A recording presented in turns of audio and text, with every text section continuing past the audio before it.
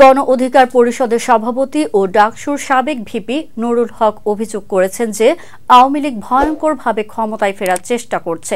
রোববার বিকেলে রাজধানীর সেগুনবাগিচায় শ্রমিক অধিকার পরিষদের জাতীয় প্রতিনিধি সভায় তিনি এ মন্তব্য করেন। সভায় নুরুল হক বলেন, ছাত্রদের উচিত ছিল শাহবাগে অবস্থান কর্মসূচি পালন করে আওয়ামী লীগের বিচারের দাবি তোলা।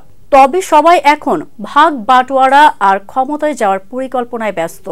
তিনি জানান, আগামী 7 ফেব্রুয়ারি শ্রমিক অধিকার পরিষদের কাউন্সিল অনুষ্ঠিত হবে।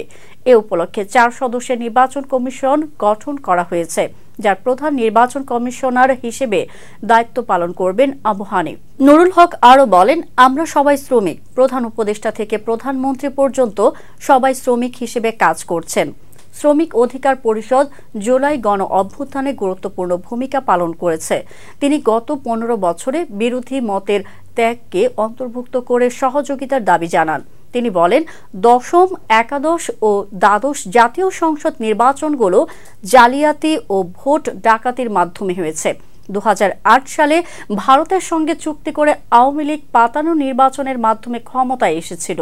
সভায় সংগঠনের সাধারণ সম্পাদক মোহাম্মদ রাশেদ খান ভ্যাট ট্যাক্স বাড়ানোর সমালোচনা করে বলেন, এই জুলুম অনতিবিলম্বে বন্ধ করতে হবে। সরকারের উচিত রাষ্ট্র সংস্কারের আগে আওয়ামী লীগের নেতৃত্বাধীন গুন্ডা বাহিনীকে গ্রেপ্তার করা। সভায় আরও বক্তব্য রাখেন শ্রমিক অধিকার পরিষদের সভাপতি আব্দুর রহমান, গণ অধিকার পরিষদের মুখপাত্র ফারুক হাসান, যুব অধিকার পরিষদের সভাপতি মঞ্জুর মোর্শেদ এবং ছাত্র অধিকার পরিষদের সাধারণ সম্পাদক নাজমুল হাসান।